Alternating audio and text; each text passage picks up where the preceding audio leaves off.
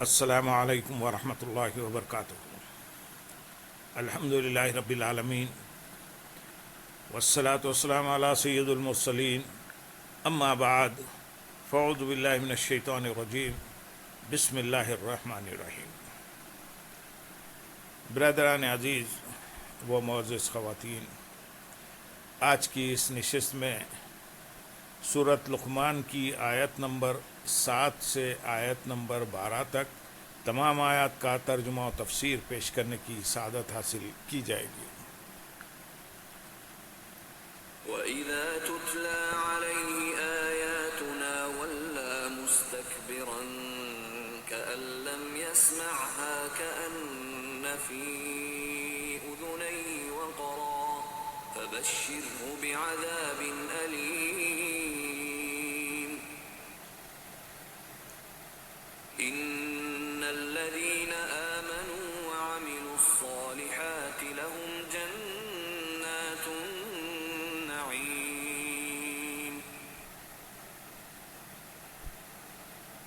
خَالِدِينَ فِيهَا وَعْدَ اللَّهِ حَقًّا وَهُوَ الْعَزِيزُ الْحَكِيمُ۔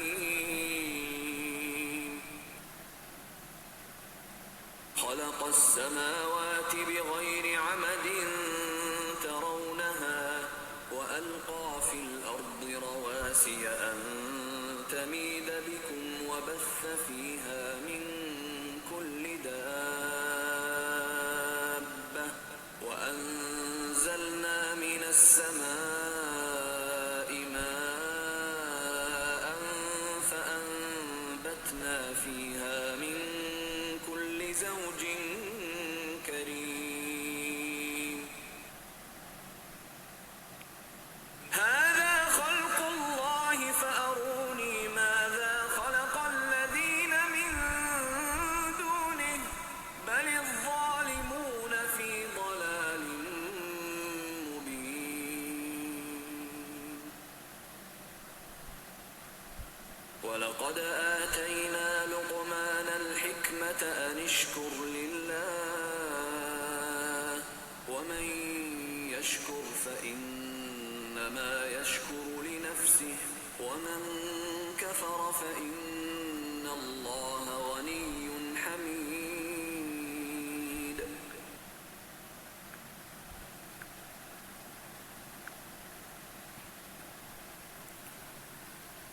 اور جب اس پر ہماری آیتیں پڑھی جاتی ہیں تو تکبر کرتا ہوا پھر جاتا ہے، جیسے اس نے ان آیات کو سنا ہی نہیں، گویا اس کے کانوں میں بوجھ ہے، تو اسے دردناک عذاب کی خوشخبری دے دو۔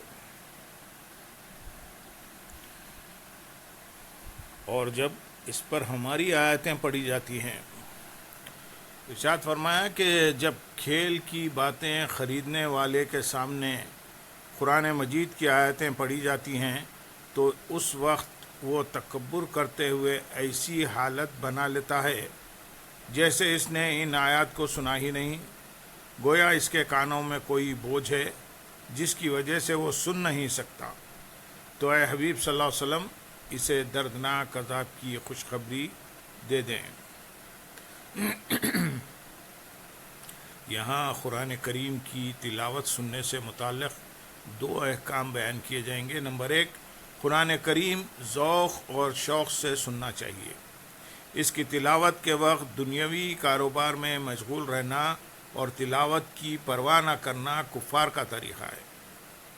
نمبر 2، قرآن عظیم کی تلاوت ہو رہی ہو تو سننا فرض ہے، لہذا جہاں لوگ قرآن شریف سننے سے مجبور ہوں، کاروبار میں مشغول ہوں، وہاں بلند آواز سے تلاوت نہیں کرنی چاہیے۔ یاد رہے کہ تلاوت قرآن کے احکام اور تعلیم قرآن کے احکام میں فرق ہے۔ ان کی معلومات حاصل کرنے کے لیے فقہ کی کتابوں کا مطالعہ فرمائیں۔ آیت نمبر 8 اور 9 میں ارشاد ہے، بے شک جو ایمان لائے اور انہوں نے اچھے کام کیے، ان کے لیے نعمتوں کے باغات ہیں، ہمیشہ ان میں رہیں گے، یہ اللہ کا سچا وعدہ ہے اور وہی عزت والا حکمت والا ہے۔ کافروں کی سزا ذکر کرنے کے بعد یہاں سے نیک اعمال کرنے والے مسلمانوں کی جزا بیان کی جا رہی ہے۔ چنانچہ اس آیت اور اس کے بعد والی آیت میں ارشاد فرمایا، بے شک وہ لوگ جو ہماری آیتوں پر ایمان لاتے ہیں اور ان کے تقاضوں کے مطابق عمل کرتے ہیں، ان کے لیے نعمتوں اور چین کے ایسے باغات ہیں جن میں وہ ہمیشہ رہیں گے۔ یہ ان سے اللہ تعالیٰ کا سچا وعدہ ہے، اور اس کی شان یہ ہے کہ کوئی اسے وعدہ پورا کرنے سے روک نہیں سکتا، اور اس کا ہر فعل حکمت اور مصلحت کے تمام تر تقاضوں کے عین مطابق ہے۔ آیت نمبر 10 میں ارشاد ہے، اس نے آسمانوں کو ان ستونوں کے بغیر بنایا جو تمہیں نظر آئیں، اور زمین میں لنگر ڈال دیے تاکہ زمین تمہیں لے کر ہلتی نہ رہے، اور اس میں ہر قسم کے جانور پھیلائے، اور ہم نے آسمان سے پانی اتارا تو زمین میں ہر نفیس قسم کا جوڑا اگایا۔ اس نے آسمانوں کو ان ستونوں کے بغیر بنایا جو تمہیں نظر آئیں۔ اس آیت میں اللہ تعالیٰ نے اپنی عظمت اور قدرت پر دلالت کرنے والی 4 چیزیں بیان فرمائی ہیں۔ ایک، اللہ تعالیٰ نے آسمانوں کو ستونوں کے بغیر بنایا۔ انہیں ستونوں کے بغیر بنانے کا ایک معنی یہ ہے کہ کوئی ستون ہے ہی نہیں، اور تمہاری نظر خود اس چیز کا مشاہدہ کر رہی ہے۔ دوسرا معنی یہ ہے کہ آسمانوں کے ستون تو ہیں، لیکن وہ ایسے نہیں جنہیں تم دیکھ سکو، اس لیے وہ گویا ایسا ہے جیسے ستونوں کے بغیر ہی بنا ہوا ہے۔ نمبر 2، زمین میں پہاڑوں کے لنگر ڈال دیے ہیں تاکہ زمین ہلتی نہ رہے، اسی لیے اگر پہاڑ نہ ہوں تو زمین تباہ ہو جائے۔ جدید سائنس سے بھی یہی چیز ثابت ہے۔ نمبر 3، زمین میں ہر قسم کے جانور پھیلائے۔ یاد رہے کہ بعض جانور پانی میں ہیں، بعض زمین پر اور بعض ہوا میں ہیں، مگر یہ سب زمین پر ہی ہے، کیونکہ پانی زمین پر ہے اور ہوا بھی زمین سے تعلق رکھتی ہے، اور پھیلانے سے مراد یہ ہے کہ کچھ جانور کسی جگہ اور دوسرے بعض کسی اور جگہ پیدا فرمائیں۔ نمبر 4، اللہ تعالیٰ نے اپنے فضل سے آسمان کی طرف سے بارش کا پانی نازل فرمایا، اور اس سے زمین میں عمدہ اقسام کی نباتات کے جوڑے پیدا کیے۔ اس سے معلوم ہوا کہ گھاس اور درخت وغیرہ سب میں نر اور مادہ ہیں۔ نر درخت سے لگ کر جب ہوا مادہ درخت کو چھوتی ہے تو مادہ درخت حاملہ ہو کر پھل دیتا ہے۔ جدید سائنس سے بھی یہ حقیقت ثابت ہو چکی ہے، اور جو شخص بھی اللہ تعالیٰ کی ان عجیب و غریب صنعتوں میں غور و فکر کرے گا، اس پر اللہ تعالیٰ کی عظمت اور قدرت آشکار ہو جائے گی۔ آیت نمبر 11 میں ارشاد ہے، یہ تو اللہ کا بنایا ہوا ہے، تو اے مشرکو تم مجھے کوئی ایسی چیز دکھاؤ جو اللہ کے سوا اوروں نے بنائی ہو، بلکہ ظالم کھلی گمراہی میں ہے۔ یعنی اللہ تعالیٰ نے تو اپنی کامل قدرت اور انتہا کو پہنچی ہوئی حکمت سے یہ تمام چیزیں پیدا فرمائی ہیں جنہیں تم بھی دیکھتے ہو۔ اب تم بتاؤ کہ تم لوگ اللہ تعالیٰ کی عبادت کرنے کی بجائے جن بتوں کی عبادت کرتے اور انہیں پوچھتے ہو، انہوں نے ایسا کون سا کمال دکھایا ہے جس کی وجہ سے تم انہیں عبادت کا مستحق سمجھ لیا اور ان کی پوجا کرنے میں مصروف ہو گئے۔ ان کافروں کا حق سے دور ہونا اور گمراہی میں مبتلا ہونا واضح ہے۔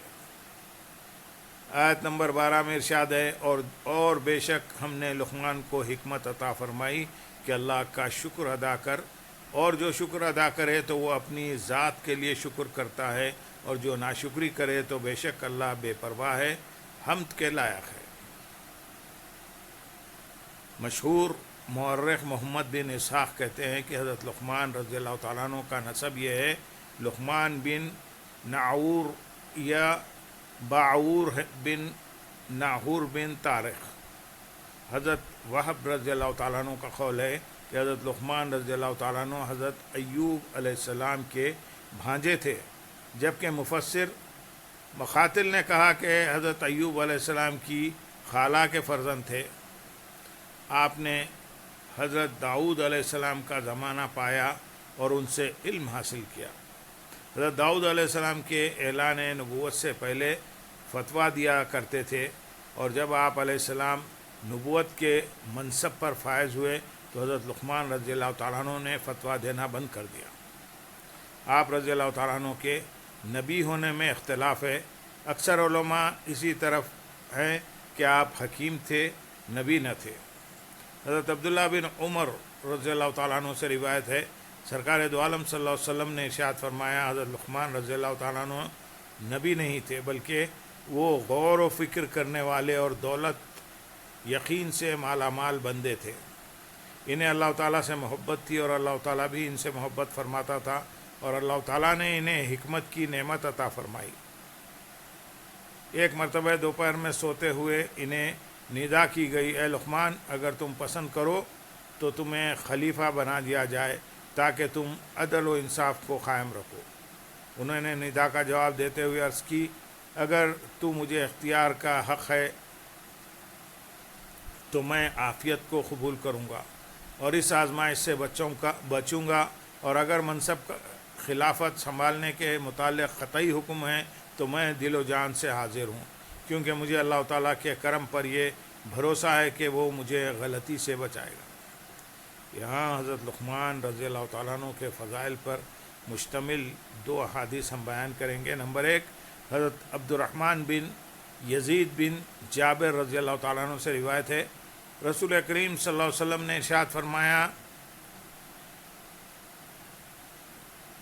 سوڈانیوں کے سردار چار ہیں، ایک حضرت لقمان حبشی رضی اللہ تعالیٰ عنہ، دو حضرت نجاشی رضی اللہ تعالیٰ عنہ، تیسرے حضرت بلال رضی اللہ تعالیٰ عنہ، اور چار حضرت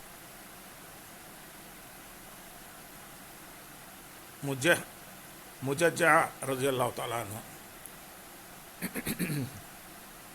نمبر دو، حضرت عبداللہ بن عباس رضی اللہ تعالیٰ عنہ سے روایت ہے، تاجدار رسالت صلی اللہ علیہ وسلم نے ارشاد فرمایا، سوڈانیوں کی صحبت اختیار کرو، کیونکہ ان میں سے 3 حضرات اہل جنت کے سرداروں میں سے ہیں۔ نمبر 1 حضرت لقمان حکیم رضی اللہ تعالیٰ عنہ، نمبر 2 حضرت نجاشی رضی اللہ تعالیٰ عنہ، اور نمبر 3 مؤذن حضرت بلال رضی اللہ تعالیٰ عنہ۔ حکمت کی مختلف تعریفات کی گئی ہیں، ان میں سے 4 ہم یہاں بیان کریں گے۔ نمبر 1، حکمت عقل اور فہم کو کہتے ہیں۔ نمبر 2، حکمت وہ علم ہے جس کے مطابق عمل کیا جائے۔ نمبر 3، حکمت معرفت اور کاموں میں پختگی کو کہتے ہیں۔ نمبر 4، حکمت ایسی چیز ہے کہ اللہ تعالیٰ اسے جس کے دل میں رکھتا ہے یہ اس کے دل کو روشن کر دیتی ہے۔ حضرت لقمان رضی اللہ تعالیٰ عنہ حکمت سے بھرپور گفتگو فرمایا کرتے تھے۔ یہاں ان کے حکمت بھرے 3 کلام ہم بیان کریں گے۔ نمبر 1، لوگوں پر وہ چیز دراز ہو گئی جس کا ان سے وعدہ کیا گیا ہے، حالانکہ وہ آخرت کی طرف دوڑے جا رہے ہیں۔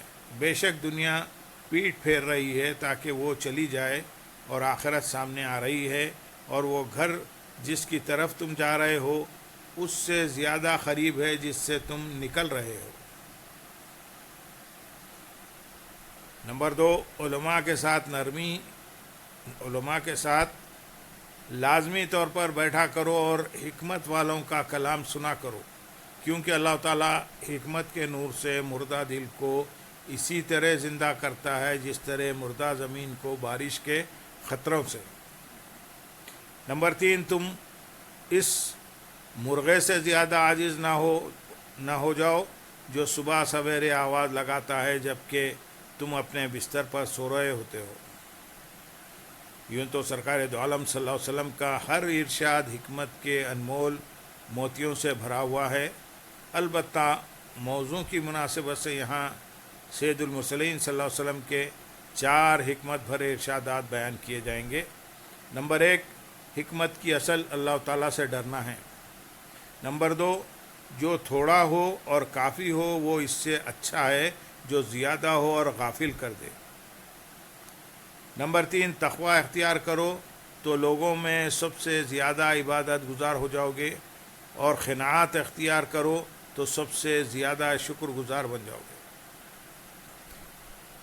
نمبر 4 خوش نصیب وہ ہے جو دوسروں سے نصیحت حاصل کرے اور جو شکر ادا کرے، یعنی جو اللہ تعالیٰ کی نعمتوں پر اس کا شکر ادا کرتا ہے تو وہ اپنی ذات کے بھلے کے لیے ہی شکر کرتا ہے، کیونکہ شکر کرنے سے نعمت زیادہ ہوتی ہے اور بندے کو ثواب ملتا ہے، اور جو اپنے رب عز و جل کی نعمتوں کی ناشکری کرے تو اس کا وبال اسی پر ہے، کیونکہ اللہ تعالیٰ اس سے اور اس کے شکر سے بے پرواہ ہے، اور وہ اپنی ذات و صفات اور افعال میں حمد کے لائق ہے، اگرچہ کوئی اس کی تعریف نہ کرے۔ اللہم صلی علی سیدنا محمد وعلی آل سیدنا محمد وبارک وسلم، وآخر دعوانا ان الحمد للہ۔